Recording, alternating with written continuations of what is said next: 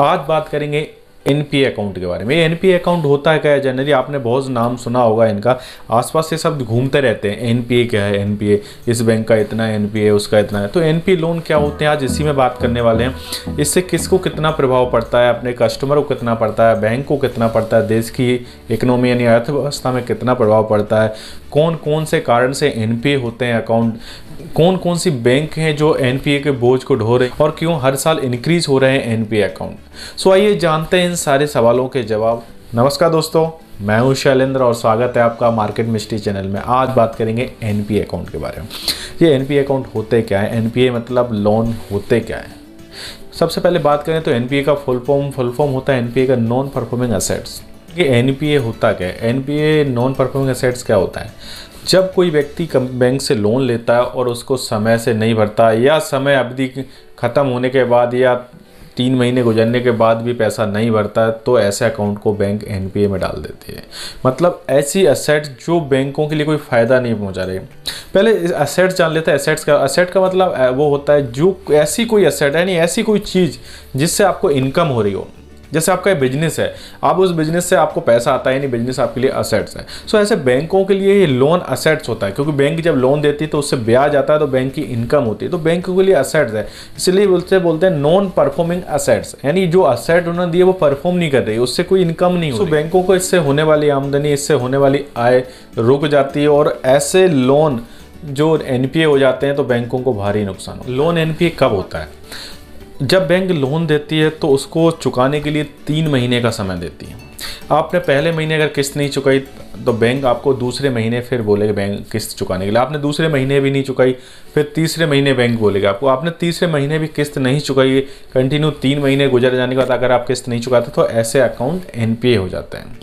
पहले महीने, दूसरे महीने और तीसरे महीने तक किस्तें अगर नहीं चुकाते, जैसे 2 महीने तक आपने नहीं चुकाई, तीसरे में चुकाते हैं, तो तब तक बैंक आपको डिफॉल्टर नहीं करेगी। लेकिन 3 महीने की अवधि पूरी होने के बाद बैंक आपको डिफॉल्ट घोषित कर देती है और वो अकाउंट एनपीए में चले जाते हैं। एक उदाहरण से समझ लेते हैं एनपीए कैसे होता है। मान लो एक व्यक्ति है राहुल नाम का, और उसने 5 लाख रुपए का लोन लिया, उसकी समय अवधि 5 साल की है।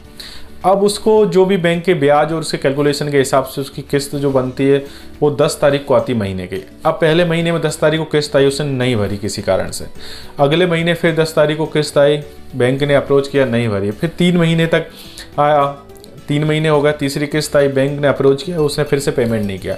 अब उसका अकाउंट एनपीए हो गया। तो ऐसे समय में बैंक क्या करती है, बैंक के फिर जो नियम होते हैं उसके तहत पैसा वसूलते हैं। बैंक अपने रिकवरी और उसके जो लॉ होते हैं उसके अकॉर्डिंग पैसा वसूलती है। और 90 दिनों तक आपने पैसा नहीं दिया बैंक का, तो बैंक उसके बाद आपको लीगल नोटिस भेजती है। उसके जवाब देने पे आपको पैसा नहीं भरते हैं, फिर भी नोटिस भेजने के बाद तो फिर लीगल कार्रवाई की। अब बात करेंगे एनपीए लोन कितने प्रकार के होते हैं।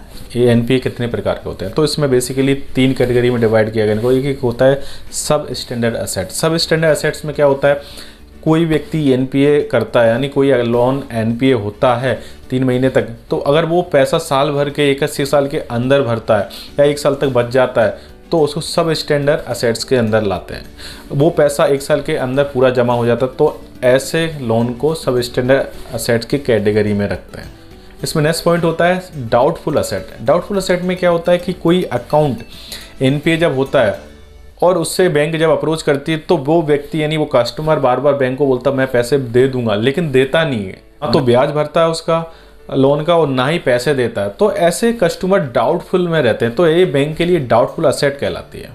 लास्ट पॉइंट की बात करें तो लॉस एसेट्स। लॉस एसेट्स क्या होती है, जब व्यक्ति 3 महीने के बाद यानी एनपीए अकाउंट होने के बाद भी पैसा नहीं देता है और ऐसा बैंक अप्रोच करने के बाद, लीगल नोटिस भेजने के बाद ही पैसा नहीं देता, तो बैंक ऐसे अकाउंट को लॉस बुक कर देती है और अपनी बैलेंस शीट से ऐसे एनपीए अकाउंट को हटा देती है। अब बात करेंगे लोन एनपीए कैसे बनता है। जनरली देखा जाए, बैंक जब किसी के दबाव में आके लोन दे देती है या किसी के रेफरेंस में आके, राजनीतिक दल या कोई और बड़े लोगों के नाम से जब बैंक लोन दे देती है और उनकी हिस्ट्री नहीं चेक करती, उनकी बैंकिंग हिस्ट्री चेक नहीं करती और उनको लोन दे देती, तो ऐसे अकाउंट बाद में आगे चल के एनपीए हो जाता है। बिजनेस के चलते कभी किसी को घाटा हो जाता है, बिजनेस बंद हो जाता है, तो ऐसे अकाउंट भी डिफॉल्ट हो जाते हैं। ऐसे लोग भी पैसा नहीं जमा करते हैं। आपने पहले भी अभी कई उदाहरण सुने, कई नाम सुने होंगे, जैसे नीरव मोदी, मेहुल चौकसे, विजय माल्या, ऐसे बहुत सारे नाम हैं जिन लोगों ने बड़ा बड़ा पैसा लिया है, मोटा पैसा लिया है। इसके कारण बैंकों का बहुत सारा पैसा एनपीए यानी लॉस में चला गया है। जब लोन एनपीए हो जाता तो इसका असर सीधा सीधा आम जन के ऊपर पड़ता है, क्योंकि ये सब अकाउंट एनपीए होते हैं, ये सब बड़े लोग करते हैं। छोटे लोग तो 5-10 लाख 50 लाख का लोन लेते हैं और उसको समय पर चुकाते भी हैं। बहुत ही कम समय, अगर उनका रेशियो निकाला जाए तो बहुत ही 1-2% 3% ही रहा होगा मुश्किल से, लेकिन ज़्यादा 97% 95% तो बड़े लोगों का, जिनके कारण इतने बड़े बड़े डिफॉल्ट होते हैं। एनपीए अकाउंट की वसूली कैसे होती है?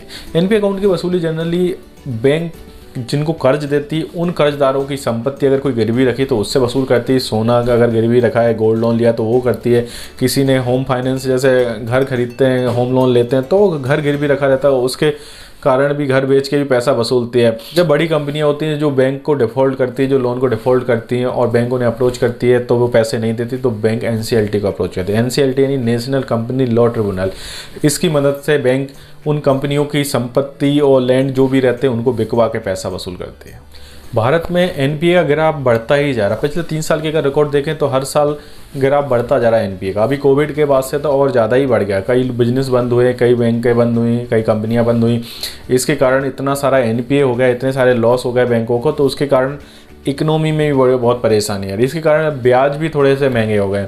तो ये सारी चीज़ें कोई फ़र्क आम जनता को पड़ता है। अगर एक जनरल बात करें तो एनपीए कभी भी आम जन के कारण नहीं होते, कभी छोटे कस्टमर के कारण नहीं होते। ये सारे जो लोन होते हैं ना, ये सारे बड़े कस्टमरों के कारण होते हैं। छोटे कस्टमर छोटा लोन लेते हैं और ईमानदारी से चुकाते भी हैं, कभी डिफॉल्ट भी करते हैं तो वो भी राइट ऑफ करके चुकाते हैं, कैसे भी करके चुकाते हैं, कुछ समय बाद चुकाते हैं, लेकिन चुकाते जरूर हैं। लेकिन बड़े जो होते हैं, जो बड़ा बड़ा डिफॉल्ट करते हैं, हज़ारों करोड़ों का डिफॉल्ट करते हैं, वो लोग देश से बाहर चले जाते हैं और बैंकों का पैसा कभी नहीं चुकाते। इसके कारण बैंकों को भारी नुकसान होता है। एनपीए बढ़ने के कारण बहुत सारी बैंकें जो सरकारी हैं अब प्राइवेट हो रही हैं, क्योंकि हर साल वो लॉस वो कर रही हैं और सरकार इतना लॉस नहीं झेल पा रही है। मैंने अभी हाल ही में एक वीडियो बनाया था जिसमें 4 बैंकों के नाम सामने आए जो अभी प्राइवेट होने वाली है इसी साल 2021 में। सो अगर वो वीडियो आपने नहीं देखा तो आप देख लेना, उसके लिंक मैं डिस्क्रिप्शन बॉक्स में नीचे दे रहा हूँ। ये टॉप 5 बैंकें हैं जिनके एनपीए सबसे ज़्यादा है। इसमें एसबीआई है, आपका पीएनबी है, बैंक ऑफ बड़ौदा है, बैंक ऑफ इंडिया है, यूनियन बैंक ऑफ इंडिया है। सो उम्मीद करता हूँ ये वीडियो आपको पसंद आया होगा, एनपीए अकाउंट के समझ में भी आया होगा। अगर इससे रिलेटेड कोई जानकारी आपको समझ नहीं आई है या मुझसे कोई छूट गई तो आप मुझे कमेंट करके बता सकते हैं। और साथ ही साथ अगर ये वीडियो आपको पसंद आया तो अपने दोस्तों में, परिजनों में शेयर करें और बैंकिंग और फाइनेंस की जानकारी के लिए हमारे चैनल को सब्सक्राइब करें। सो मिलते हैं नेक्स्ट वीडियो में, तब तक के लिए नमस्कार, जय हिंद।